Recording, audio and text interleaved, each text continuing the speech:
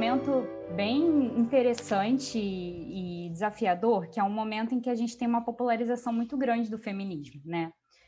Então, o feminismo ele está na mídia, né? Tem uma autora que eu gosto muito, que é a Sarah Ahmed, uma autora da teoria feminista, que ela fala que o feminismo hoje vive um momentum. Significa que ele é capaz de reunir pessoas numa sala, né? Essa é uma imagem que eu gosto bastante, porque a gente está aqui reunida numa sala, né? Ainda que uma sala virtual, para falar de feminismo. E o feminismo, ele atrai pessoas, né? Então, quando eu dava aula sobre isso, chovia aluno querendo participar e as pessoas querem falar sobre isso. E o feminismo, em alguma medida, ele se torna até mesmo mainstream, né? Ele se torna pop, ele se torna o discurso para algumas pessoas dominante. Isso tem me chamado muita atenção como discursos de extrema direita, antifeministas, estão enunciando coisas como: olha, a gente precisa ir contra a corrente. O mundo quer que você seja feminista, mas você pode ser resistência. E isso é muito louco a gente pensar, porque o feminismo ele é um movimento de resistência, ele é um movimento que busca transformar a sociedade, né? Um movimento em que reconhece, olha, a sociedade é patriarcal, a sociedade oprime as mulheres e a gente quer transformar isso, a gente quer ir contra a corrente.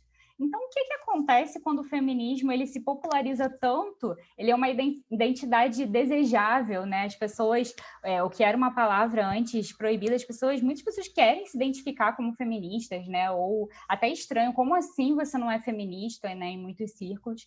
Então, como a gente lida com o feminismo no momento em que ele se torna mainstream, né? E por um lado isso é muito bom, claro que no movimento social a gente quer que cada vez mais pessoas conheçam esses ideais e queiram participar desses movimentos de transformação, mas quando o feminismo está em tudo e ele pode ser qualquer coisa, e ele está em todos os lugares, e ele significa qualquer coisa, ele corre o risco de nada transformar.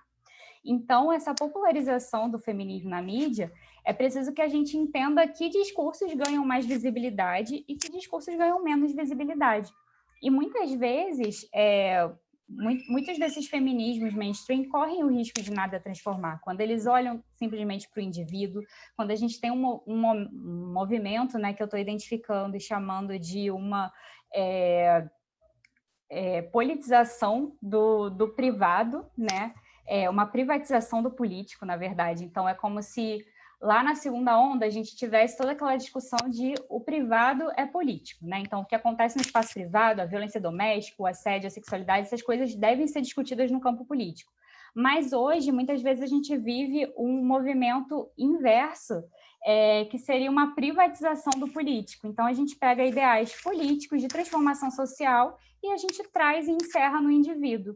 Eu vou ser feminista para me sentir bem, para me sentir feliz, para ser bem vista socialmente, para me sentir mais bonita. São questões importantes, a gente discute beleza, a gente discute autoestima. Mas e aí?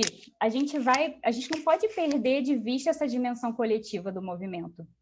E a sororidade, né, em específico, com esse discurso de popularização, eu vi muitos significados e muitas defesas da sororidade como um sentimento bonito de essência feminina, né? É algo que todas as mulheres têm, que está dentro da gente mesmo que a gente não saiba, que une os nossos corpos e que não importa quem a gente seja, né? Não importa a raça, não importa a classe, não importa o que você fizer, né? Não importa nada, a gente está junta.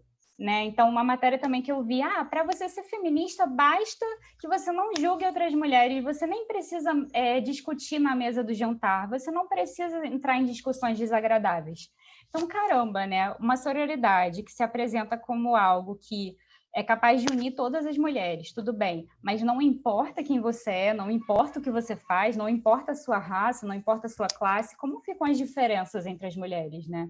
Uma sororidade que é usada como instrumento de apagamento dessas diferenças, ela não vai trazer uma boa transformação política de acordo com o mundo que a gente quer construir, em que é importante olhar para essas diferenças. Uma sororidade ou um feminismo, né, que não quer se indispor, você nem precisa entrar em discussões polêmicas, mas caramba, né? Se você não incomoda, provavelmente você não está transformando muita coisa, porque você está dentro do discurso do status quo do mundo, né? Então, o que eu vi na minha tese é que não necessariamente falar de sororidade é falar de uma transformação coletiva ou uma transformação política.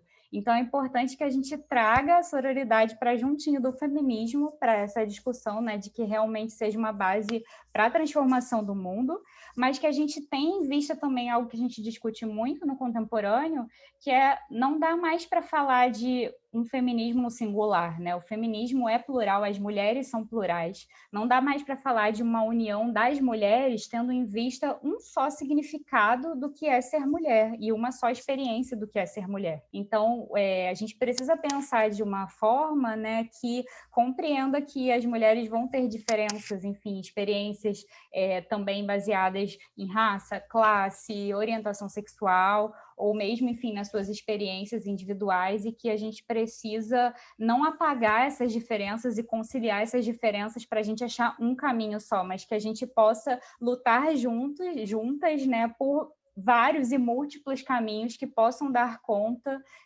dessas experiências e dessas diferenças. Eu acredito de verdade que entrar em contato com, enfim, uma palavra, aprender algo novo, pode com certeza transformar, né, as nossas práticas. Um exemplo que eu gosto bastante para pensar a relação de emoções, né, com movimentos sociais, porque às vezes a gente fala muito assim, né, a gente fala, eu mesma falo, uma coisa que a gente tem muito assim no senso comum, é a ideia de que a política tem que ser racional, né? Vamos discutir racionalmente, não, vamos isso que é política. Mas as emoções, elas podem ser muito importantes para a ação política, né? Quantas de nós não nos despertamos para o feminismo a partir de algo que a gente sentiu? Uma indignação com algo que a gente viu, ouviu, falando, caramba, estão fazendo isso, e isso nos leva a nos interessar pela luta política, como a indignação é importante, como a sororidade é importante quando você, talvez não aconteceu com você, mas você olha para outra mulher e você fala, caramba, não, eu preciso ser feminista, eu preciso transformar isso. E a gente pensar sobre as emoções pode sim transformar as nossas práticas. Então, um exemplo que eu gosto muito é a ideia de a relação entre emoções e assédio. Uma coisa que a gente tem discutido muito no feminismo é como a sociedade nos ensina a sentir culpa por ser assediadas, né? Então, uma mulher é assediada, ela se sente culpada, tipo, é a roupa que eu estava usando, é alguma coisa que eu fiz, né? Então, a mulher muitas vezes se sente culpada, sente nojo de si mesma por algo que ela não tem culpa nenhuma. E a partir do momento em que a gente no feminismo discute justamente isso, fala, ei, moça, você não tem culpa, isso é o homem que fez isso com você, isso é a sociedade que ensina os homens a serem assim, que colocam a culpa nas mulheres. A partir do momento que a gente pensa sobre isso e ouve falar sobre isso, isso transforma até mesmo as nossas emoções. Então, quantas mulheres já sentiram culpa por ser assediadas e hoje, talvez ao passar por uma situação de receber uma cantada na rua, ou, enfim, de saber, ou até, enfim, uma situação de assédio pior ainda do que essa, ou saber de algo que aconteceu com uma amiga ou com outra mulher, não vão mais sentir culpa, vão sentir raiva, vão sentir indignação, vão falar, caramba, isso tem que acabar, isso precisa ser transformado. Então, saber sobre parece uma coisa tão pequena, né? Uma palavra, né? Caramba, mas a gente já podia ter solidariedade contra as mulheres, o que uma palavra muda? Mas a discussão que uma palavra levanta, ela pode sim transformar as nossas práticas, mas é preciso que a gente busque sempre isso, porque senão pode ser simplesmente algo que alguém lê e diz, nossa, mas que legal isso aí, interessante esse negócio de sororidade, mas continuar na mesma. Então, acho que dentro do feminismo, a ideia é pensar como a gente pode mesmo levantar discussão sobre isso, para sensibilizar outras mulheres, né, e para que a gente mesmo pense o tempo todo, né, o que a gente pode fazer quando a gente sente sororidade. Porque na minha tese eu vi que dá para fazer muita coisa. Tem muita coisa que foi entendida como fazer sororidade e muita coisa da vida cotidiana. Desde você dar colocar um absorvente na caixinha da faculdade para uma outra mulher que você não conhece que vá no banheiro depois de você consiga usar, até participar, enfim, de um grupo de dança, até cuidar do filho de uma mulher para ela ir fazer o Enem, né, uma mulher que você, enfim, não conhece, mas que você se ofereceu para aquilo. Então, a sororidade, ela está nas pequenas coisas do cotidiano, mas ela também pode estar nas coisas grandes, também pode estar em quem você vota, também pode estar em manifestações que você vai para a rua exigir mudanças. Ela o importante é que a gente pense, nunca perca de vista, na minha opinião, né, o que a gente quer transformar mesmo, o que a gente pode pensar para que a sororidade seja boa para o coletivo das mulheres. Então, acho que nesse sentido, apesar de ser só uma palavra, ela pode transformar muita coisa, assim, ela pode nos inspirar a agir e a pensar o que a gente quer fazer com ela.